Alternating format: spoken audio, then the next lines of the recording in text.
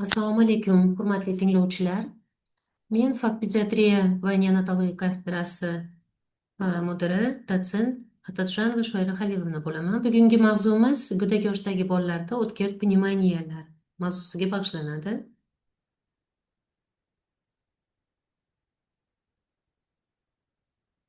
Pnevmoniya kasalligiga birinchi biz tushuncha berib boramiz. Kasallikning bolalar o'rtasida tarqalishini ko'rib chiqamiz. O'pka tuzilishining anatom-fiziologik xususiyatlari haqida suhbat olib boramiz.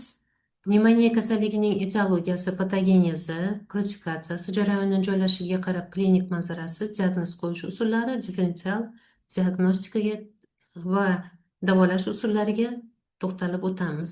Kasallikning prognozi va profilaktikasini ko'rib chiqamiz. Kasallikning bolalar orasida tarqalishi go'dak yoshdagi umuman o'tkir pnevmoniya bu go'dak yoshdagi bolalar orasida eng ko'p tarqalgan kasallikdir. Bu kasallik asosan nafas tizimining respirator bo'limlari, o'pka to'qimasidagi infiltrativ yallig'lanish va o'pka to'qimasidagi infiltrativ yallig'lanish bilan kechadigan o'tkir infeksion jarayon bo'lib hisoblanadi. Bunda alveolalarda eksudat to'lib organizm umumiy reaksiyalarni borishi kuzatiladi. Bu yerda haroratning ko'tarilishi, intoksikatsiya belgilari, yo'tal, nafas yetishmovchiligi, bu hansirash, nafasda qo'shimcha muskullarning ishtirok etishi kuzatiladi. Mahalliy fizikal simptomlar, rentgenogrammada esa infiltrativ o'choqlar ko'riladi. Pnevmoniya kasalligi go'dak yoshdagi bolalar orasida eng ko'p tarqalgan kasallik bo'lib, hozirgi vaqtgacha bolalar o'limining asosini tashkil qiladi. Bunday bo'lishiga sabab pnevmoniya diagnozini qo'yishda aniq bir diagnostik usulning yo'qligidir. Shuning uchun ham bronxit va bronxialitlar hisobiga pnevmoniya giperdiagnostikasiga sabab bo'ladi. O'tkir pnevmoniyalar 1 yoshgacha bo'lgan bolalar orasida 1000 ta sog'lom bolaga 10 ta 15 ta, 1-3 yoshgacha bolalarga 15 ta 20 ta, 5 yoshdan katta bolalarda esa 5-6 ta bolalarga pnevmoniya to'g'ri keladi. Pnevmoniya kasalligi yilning sovuq oylarida gripp epidemiyasida ko'payadi. O'tkir pnevmoniyalar ko'pincha nimjon, gipotrofiyasi bor, anemiyasi, tug'ma nuqsonlari bor, muddatidan ilgari tug'ilgan bolalar orasida ko'p uchrab, ularning o'limiga sabab bo'ladi. 0 yoshdan 1 yoshgacha bo'lgan bolalar orasida o'lim 4,5-23% tashkil qiladi.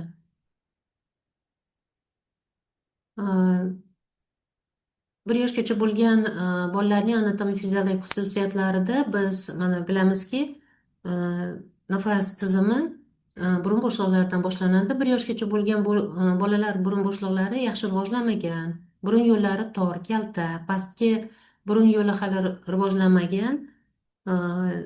4-5 yoshgacha borib taraqqiy qiladi. Shuning uchun ham havo yaxshi isitilmaydi va tozalanmaydi. Nafas yo'llari sal yallig'langanda, yallig'lanish natijasida tez bekilib, nafas olish qiyinlashadi. Bola yaxshi em olmaydi.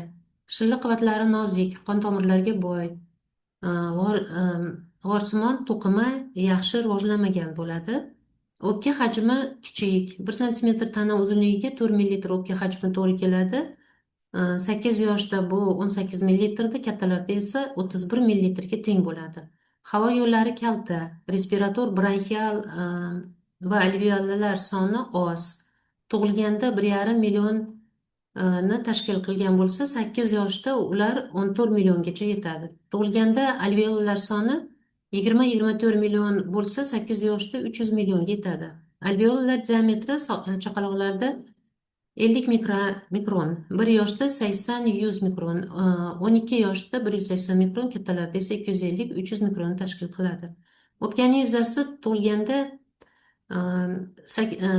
kattalarga nisbatan yuzasi demak kichikroq bo'ladi. O'pka segmentlari bir-birlaridan biriktiruvchi to'qima bilan chegaralangan bo'ladi. Shuning uchun segmentar, polisegmentar pnevmoniyalar ko'p uchraydi. Elastik to'qimasi kam, biriktiruvchi to'qimaga boy, qon tomirlari bilan qon tomirlar bilan muskul ta'minlangan bo'ladi. Alveolar orasida elastik to'qima sust rivojlangan. Shuning uchun ham qon dimlanishi, emfizema holati, yallig'lanish jarayonlari boshlanishiga qulay sharoit yaratiladi. Chaqiruvchi qo'zg'atuvchilar. Qo'zg'atuvchilar demak pnevmokoklar, streptokoklar, klebsiella zamburug'lar, sitomegalovirus, pnevmotistalar, viruslar, koliform bakteriyalar hisobiga kelib chiqadi. Umuman yallig'lanish protsessi bo'lishi mumkin ko'pincha aralash flora, viruslar, bakteriyalar, zamburug'lar va hokazo keltirib chiqarishi mumkin. Bu pnevmoniyaning kelib chiqishiga olib keluvchi moyillik omillar. Ular muddatidan ilgari tug'ilish, tug'ruq davrida og'ir kasalliklar, sun'iy ovqatlantirish, konstitutsiya anomaliyalari, gipotrofiya, yurak tug'ma paroklari, mukovistsidoz va har xil tug'ma immun tanqis holatlar, gipovitaminozlar bo'lishi mumkin. Olib keluvchi faktorlar, demak, lor a'zolarining surunkali yallig'lanishi, qaytalanuvchi surunkali bronxitlar, chekish va boshqa yomon odatlar ota-onalardagi atrof muhitni ifloslanishi va boshqa omillar ta'sirida kelib chiqishi mumkin. Patogenezi nimadan iborat? Qo'zg'atuvchini, demak, organizmga tushishi, bakteriotsid ta'sir ko'rsatib, o'ziga sharoit yaratib olishi, tushayotgan mikroblar to'planishi natijasida bronxiolalar ampulaga o'xshab kengayadi. Yuqumli protsess bronxiolalarda tarqalish natijasida o'pka parenximasida yallig'lanish yuzaga keladi. Bu holat pnevmoniya deb hisoblanadi. Tarqalish natijasida, demak, infeksiyalarni respirator bronxiolalarda tarqalishi natijasida yallig'lanish o'choqlarini hosil bo'lishi o'choqli va o'choqli qo'shilgan pnevmoniya deb ataladi.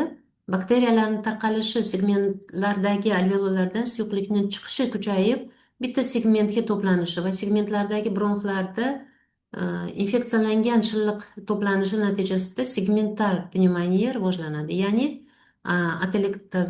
atelektazlar rivojlanadi. O'pka bo'laklarida infeksiyalangan suyuqlikni to'planishi natijasida esa bo'lakli, ya'ni krupozna pnevmoniya rivojlanadi. Mana rasmda shu narsa aks ettirilgan. Demak, qon tomir tizimining kasallanishi patogenezida, demak, qanday bu amalga oshadi? Demak, toksikoz va nafas yetishmovchiligi, bu esa kichik qon aylanish doirasidagi arterial spazmiga olib keladi. Keyingi bosqichda o'pka gipertenziyasi va yurakni o'ng tomoniga zo'riqishini oshishi, miokardni qisqarish xususiyatini pasayishi, keyingi bosqich periferik gemodinamikani buzilish, mikrotsirkulyatsiyani izdan chiqarishga olib keladi. Bu jadvalda, demak, bizda Tatachenko tomonidan yaratilgan, Rachinskiy va Tatachenko tomonidan yaratilgan klassifikatsiya klinikada qo'llash uchun tasdiqlangan morfologik formasi bo'yicha infeksional sharoitda kechishi asoratlari berilgan. Demak, 1 yoshgacha bo'lgan bolalarda pnevmoniya o'ng o'pkaniki segmentida yoki bir nechta segmentlarida ikki tomonlama kuzatilishi mumkin.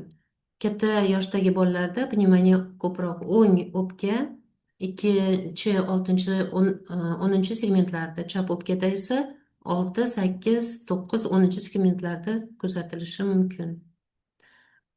Bolalarda ishtaha odatdagidan klinikasida bolalardagi ishtaha odatdagidan past, bolaning xulqi o'zgargan, ko'pincha qo'zg'aluvchanlik ustun turishi, uyqusida behalovatlik, ko'pincha bolalarda teri qoplamalarining oqarishi, og'irroq paytlarda terisi marmar tusda tovlanishi, oyoq qo'llarda sovuq bo'lishi kuzatiladi. Toksikozning yana bir belgisi bo'lib, bu ko'kimtir rangga kirishi, ya'ni sianoz hisoblanadi. Gipertermiyalarda esa talvasalar sindromi kelib chiqishi mumkin. Diagnoz, demak, tashxis qo'yayotganimizda nimaga asoslanamiz? Demak, anamneziga, klinik ko'rinishlari, laborator va instrumental tekshiruvlarga asoslanib qo'yiladi. Mana bu yerda rentgenda ko'rsatilgan mana shu nimalarga asoslanib qo'yamiz, demak, shunday ko'rinishda. Differensial diagnostika, demak, qaysi kasalliklar bilan qilinadi? Demak, o'tkir pnevmoniyalarni gripp, ORV, bronxitlar bronxialitlar, Krupp sindromi bilan kechganda yot jismlar bronxlarga o'tib tiqilma hosil bo'lishi, qizamiqni boshlang'ich klinikasida ham shunday holat bo'lgani uchun u bilan taqqoslash albatta lozim.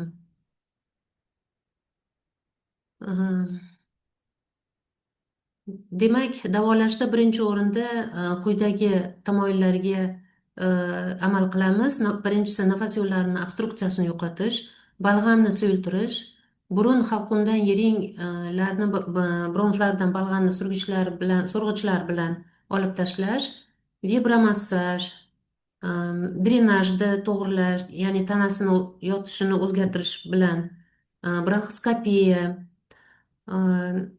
tozalash sifon klizmalar, bronxospastik vositalarida qo'llash bilan yo'qotish mumkin. Oksigena aerovenoterapiyadan foydalanib, nafasni to'g'irlash, davolanish o'z vaqtida bajarilishi organizmni individual holatiga va patogenetik davolashni patogenetik bo'lishi juda katta ahamiyatga ega. Bu yerda endi mana qo'llarga ana shu kislorod qo'shimcha nima qilinishi, berilishi ko'rsatilgan. Bu yerda 70% geli, 30% kislorod, o'sha 30 minutda. Avvallari bu narsa nima qilinardi, hozir faqat namlangan kislorod beramiz. Так, конечно, aerozol terapiya juda katta rol o'ynaydi. Organizmni immun reaksiyasini tiklash maqsadida immunostimulyatorlar albatta tavsiya etiladi. So'rdiruvchi dori moddalardan aloe ekstrakti, litaza inyeksiyalari ham tavsiya etiladi. Chalg'ituvchi terapiya albatta qilinishi kerak. Bunda горчичникlardan, bankalar, kompresslardan va boshqa muolajalardan foydalanishimiz mumkin. Fizioterapiya muolajalaridan UV, UFO, kalsiy preparatlari bilan elektroforezlar, induktoterapiya, profillar qo'llaniladi. Davolash, albatta davolash fizkulturasi, massaj tavsiya etiladi.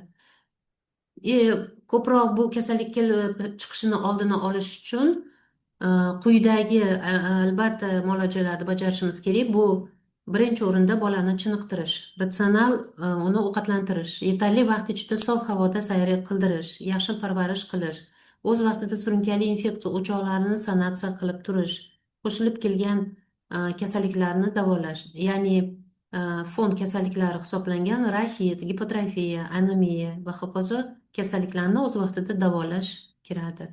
E'tiboringiz uchun rahmat.